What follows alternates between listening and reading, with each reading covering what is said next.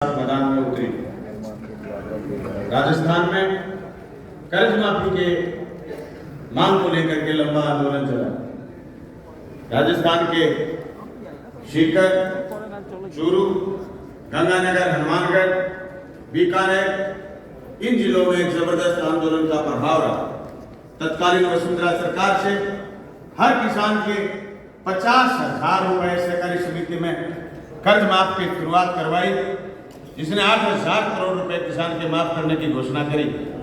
लेकिन जाते जाते 2,000 करोड़ रुपए किसान के माफी उन्होंने लिखे। लेकिन किसान आंदोलन का ऐसा दबाव था कि आने वाली सरकार ने बचे हुए 6,000 करोड़ रुपए भी किसान के माफ करे। जिस तरीके से महाराष्ट्र में एक संगठित किसान आंदोलन कर्ज माफी का हुआ, उसी तर्ज पर राजस्थान में यह आंदोलन था और ये आंदोलन का असर पूरे देश में देखने को मिला। किसान साथियों, हमारे हनुमानगढ़ जिले समेत, चूरू जिले समेत फसल बीमा को लेकर के हमने जोरदार लड़ाई लड़ी। फसल बीमा की ऐसी लड़ाई जिसने किसानों को लाखों रुपए उनके खातों में दिलवाए।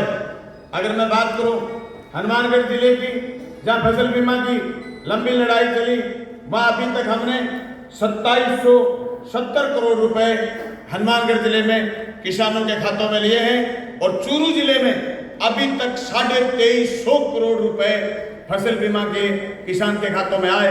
ये चूरू जिला 2012 में जिसने फसल बीमा को समझा, आंदोलन को लड़ा और आंदोलन का विस्तार श्री गंगानगर, हनुमानगढ़ में हुआ। लेकिन हनुमानगढ़ की किसान सभा और चूरू की किसान सभा ने जोरदार तरीके से फसल बीमा क्लेम को समझा और लड़ाई लड़ी।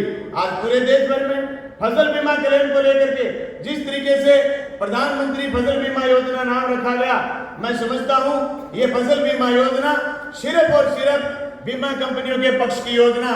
इस बीमा कंपनियों के पक्ष की नीतियां बनाई हुई और अभी जिस तरीके से नए कानून आए हैं फसल बीमा में, नए जो तथ्य दिए वो ये दिए हैं कि साहब सैटेलाइट से सर्वे होगा फसल का, जबकि 2014 में, 2015 में, 2016 में ये क्रॉप कटिंग आधारित फसल बीमा योजना थी, जिसको प्रधानमंत्री फसल बीमा के बाद क्रॉप कटिंग आधार तो रखा गया, लेकिन 19 में इसमें सैटेलाइट को घुसेड़ा गया।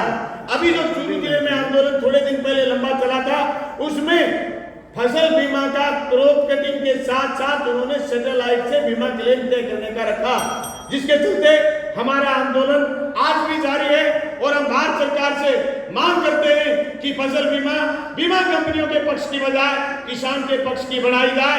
ये जो गंगानगर, हनुमानगढ़ में जिस तरीके से पानी का आंदोलन उस समय 2003, 4, 5 में रावड़ा दर्शाना के समय चला था, आज भी श्री गंगानगर जिले में पानी के मजबूत आंदोलन चलते हैं।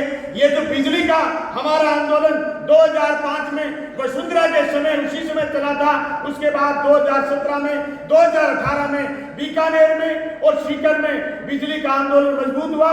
वसुंधरा सरकार ने दाम बढ़ाए थे, लेकिन किसान सभा के आंदोलन के दबाव में बिजली के दाम रोल बैक कर लिए गए। मैं कहना ये चाहता हूं कि हमारे यहाँ किसान सभा ने लगातार जन संघर्षों के माध्यम से मेंबरशिप को भी ऊपर लेकर के गए हैं और राजनीतिक ताकत की जमीन भी हमने बढ़ाने का काम करा है।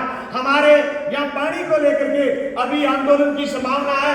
यमुना से जो पानी श्री गंगानगर, हनुमानगढ़ के बाद बन सकता आगे का एरिया चूरू और झुंझुनू में, सीकर में यमुना का पानी आ सकता है। पूर्वी राजस्थान में ईस्टर्न कनाल के नाम पर बीजेपी और कांग्रेस दोनों पॉलिटिक्स कर रही है। अखिल भारतीय किसान सभा आंदोलन का रोड मैप तैयार करके उस आंदोलन को मजबूती से लड़ने की मंशा रखती है। हम उम्मीद करते हैं कि अगले सम्मेलन में और जोश के साथ, और बड़े आंदोलन के साथ, और बड़ी ताकत के साथ हम फिर मिलेंगे। धन्यवाद। इनकलाब जिंदाबाद।